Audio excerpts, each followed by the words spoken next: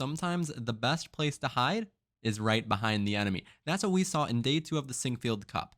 Carlsen versus Aronian and MVL against So, both of those were pretty solid draws. The other ones, though, were anything but.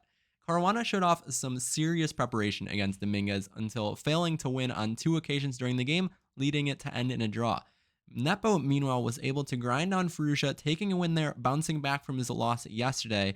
Finally, we have our game of the day, an incredibly crazy affair between Niemann and Mamedyarov. Niemann starts out with the English opening, and we have 4 knights after Mamedyarov plays e5. Niemann goes e4, and Mamedyarov plays bishop c5, inviting some serious complications, because Niemann now has the classic center fork trick with knight takes e5. The point is that if you just take back, white will play d4, and this is what happened in the game. But you might wonder, after knight takes e5, why can't black take on f2? Because it looks like this could be a better version for black because you're stopping white from castling. They don't have the right to castle anymore. And after you take back d4, you can give this check. But after king g1, the king is actually pretty safe on g1, and white just has this complete domination with 3 pawns in the center, and black doesn't have any central control. Moves like h3 will come next, just kicking the knight back, and black has a really bad position. That's why after knight takes e5, Mamedyarov does take back and allow the center fork trick, but goes bishop b4 and then picks up the pawn on e4. And then on c3 is under attack, so queen f3 defends it and trades. Bishop a5, both sides castle, but what on earth is Niemann doing? Why did they just castle queenside? I mean, you have, look at your structure in front of your king over there. You have 3 pawns, pawn on a2 is all by itself, pawns on the c file, doubled, isolated, they're all over the place. It looks like this king is terrible. But the thing that white is trying to say is that it's going to be somehow pretty difficult to actually get at this king. Because right now, black doesn't have any pieces developed except for the 1 bishop on a5. And the rest of the pieces are going to have quite some trouble getting into the game. Specifically, white is playing against the light squared bishop. Right now, this pawn on e5 is doing a great job because if you try to play d6, open up the bishop, white just takes the pawn. And otherwise, I mean, you can't push your b pawn yet because your rook would be hanging in the corner. So black has problems with the light squared bishop, and that's going to be quite costly for them. But queen e7 played, queen wants to come into a3, so the king just hops up to b2, trying to defend itself, has nobody there to help it. But after rook b8, lining up the rook with the king, Niemann plays queen e3. This is where Mamedyarov goes a bit wrong. And this position has been reached in some serious high-level games before. For instance, it was seen in the game Nepomniachtchi with white against Aronian. And the main move here is for black to play b5.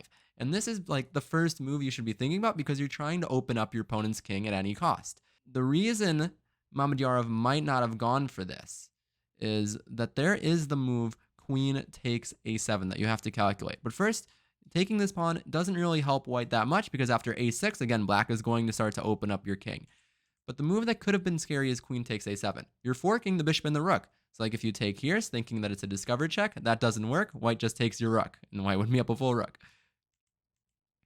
So instead of that, the amazing move for black would be bishop to a6. I mean, just really hard move to come up with if you don't have this in your preparation beforehand. But the point is that if you take the bishop, black now has another weird move. And no, it's not rook a8. Because after a few more moves, the queen escapes. And white has remained up a piece, the queen has escaped, so that's not quite right. Instead of that, the move is queen c5. You're bringing the queen closer to the attack, and you're threatening to take on f2 with a fork to win white's bishop. So bishop e3 makes a lot of sense, attacking the queen. Now the queen takes on e5, threatening to take on c3. And if you try to take the bishop to get rid of that threat, now black can take c4, with a nice tactic here, double discovery. You're discovered towards the king with the rook, and discovery laterally with the queen as well. Not too often you see like a cross discovery like that. And if you try to instead play bishop d4 to defend, then black again takes discovered check, king c1. Now the queen comes to e4, threatening to bring the rook down to b1, and the only way to stop that is with a move like bishop d3, but this is not any good for white because after take queen e7, material somehow has ended up even. Somehow the material is back to even. But the problem is that white's king is now wide open. The queen's coming in again. The rook's totally open. So this is now what white would want. Going all the way back after queen e3, this is what justifies the move b5. And in fact, the main line in this position and what's been seen in that aforementioned game was b5. What should you do here with white? So the best move, now that we know queen takes a7 isn't working, is to play c5. The point is that we need to keep our king's position. We need to keep the lines over there totally shut down. So we don't want to allow them to open it up. So you're going to try to play b4. And again, same idea. What do? You shut it down, c4. Now b3. Same thing, a3. Now the rook is kind of blocked by its own pawn. This is a common idea, is that you can use your opponent's pawn as a shield for your own king to stop their rook from being opened. But at this point, we will go back and see what Mamedyarov actually played, which was b6. A very timid move, and definitely not the kind of dynamic play that this position demands. After bishop d3 developing, queen e6, queen comes over to g3, lining up with black's king. Rook e8, rook e1, both sides developing, and now finally Mamedyarov feels that it's time to play b5, and we see this whole sequence play out again. c5, b4, c4, keep it closed, b3, but it looks like white just messed up because the bishop's uncovered with your rook. Why did you put the rook on e1? Now you've lined yourself up into the line of that bishop. But what does Niemann do? He just sacrifices it. He takes on b3 and takes back. And at this point, the material, Mamedyarov is ahead. He has a rook for a bishop and a pawn. But the problem is that these pawns are amazing. Somehow these pawns are doing a good job shielding the king. And black's light squared bishop is really struggling to get into the game, and black needs to find a way to attack white's king. Mamedyarov makes a serious mistake here. His best chance was either d5 or, that was what he played, but his best move was either d5 or d6. Both do the same thing because white will take en passant. And then after you take back, the point is that in this position, you're trying to play d5 and open things up. So I could make a move like queen h4, threaten to take on h7. But you can shut that down with g6. And if white continues going for their own attack with rook h3 to rook lift, they push d5. Rook h3 can be shut down by h5. And now it's going to be black's turn to go on the offensive with moves like bishop a6 coming or taking on c4. And white's king is feeling very lonely on that side of the board. So going back, Mamedyarov instead played a5. But he has a good idea. He wants to play a4. So how can you defend against this plan? Niemann makes the nice move bishop to d2. The point is that now you're meeting a4 with b4. And it's so weird. Your pawns are all the way advanced in front of your king, but the bishop pair is so strong here, just solidifying those pawns, stopping any of the heavy pieces of black from getting to your king. Bishop a6 could be played, going after the c4 pawn, but queen h4 is a nice way to defend c4 and attack at the same time. And if black plays a3, here's another chance. What would you do? Do not take this pawn. That's going to open up your king. Instead, king a2. Again, this is the same kind of principle we've been seeing over and over, is using the opponent's pawn to shelter your king. This is a really good defensive effort by Niemann so far in this game. So bishop a6 was the choice instead. Threatening c4, so same idea as the other line. Queen h4, g6. Now the queen centralizes back over to d4. Rook b7, preparing to double with the rooks. But Niemann decides it's time. Let's just grab this pawn, and after rook b8, shut it down with b4. It's hard to suggest any other move other than to just sacrifice here, but it's not quite going to pan out. So the material has become once again, pretty much even. White is up one pawn, but after the rook comes back to b8, the problem is that these pawns are so strong. They're shutting out black's queen from getting into the attack. The queen has nowhere to go. And an interesting line would have been, instead of rook b8, if you go rook a4, this is some crazy lines here, but we're going to go way down the rabbit hole here. So white should play rook b1, preparing to get the rook into b8, where it would be much stronger. And this check, now this little next part is a bit unnecessary, but I find it funny that you can do a little repetition with king b4. King walks up, king comes back down, and then you should play king c3 and get checked. And then eventually you should be bringing your king backwards, where it's a bit safer rather than going up. But it's funny that you can get away with that. So the king comes back. Queen tries to come in. This is going to backfire. But otherwise, I don't see another move for black because you need to get this queen into the attack.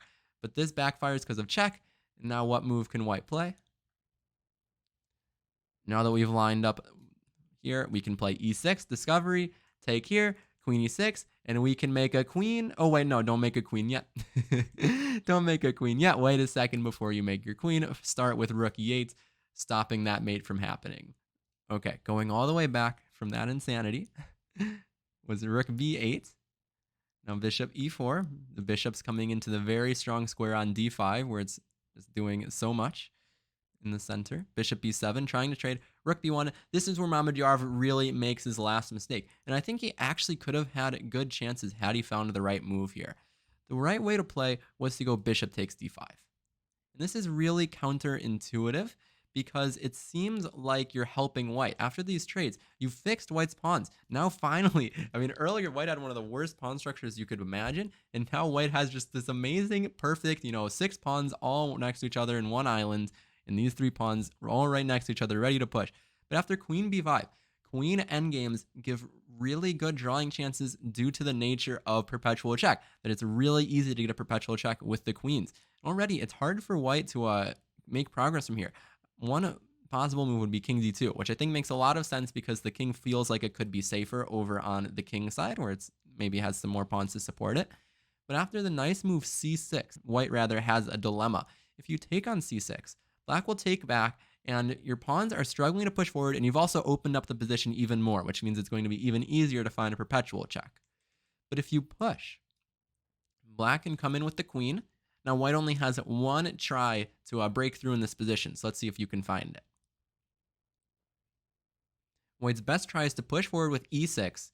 Definitely don't take this way and allow this pawn to run. But if you take here, now the queen's coming into f6. Now take here, check, take. Suddenly, it's black's king who's going on a run up the board. And this position is still wild, but perpetual check is probably the most likely result in this kind of position with both kings totally in the center like this.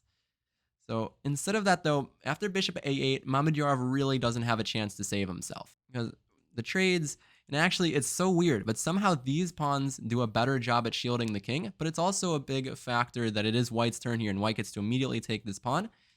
And we'll see. I know I was just saying the perpetual checks give a big chance to draw on these endgames, but a common way to deal with the perpetual checks is you just want to walk your king up the board like this, and once the king starts walking up the board, you're going to take this pawn, and with the queen and your pawns all supporting your king, you're usually going to be able to avoid the perpetuals. So black grabs this pawn, then plays h5, hoping for some kind of miracle where they're able to remote the h-pawn.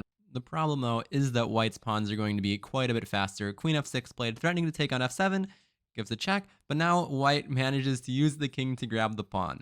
The king walked all the way up the board to take that pawn, and it has cleared the path for the c-pawns after queen e4 takes on f7 check, king h6, queen d5, and then a few more checks were played. And then it was right around here where they finally decided to resign. Oh, yeah, it was after this check here where black finally resigned. And it's funny, though, because you can still give some more checks. So let's just carry the line a little bit further because I think this is one more funny line.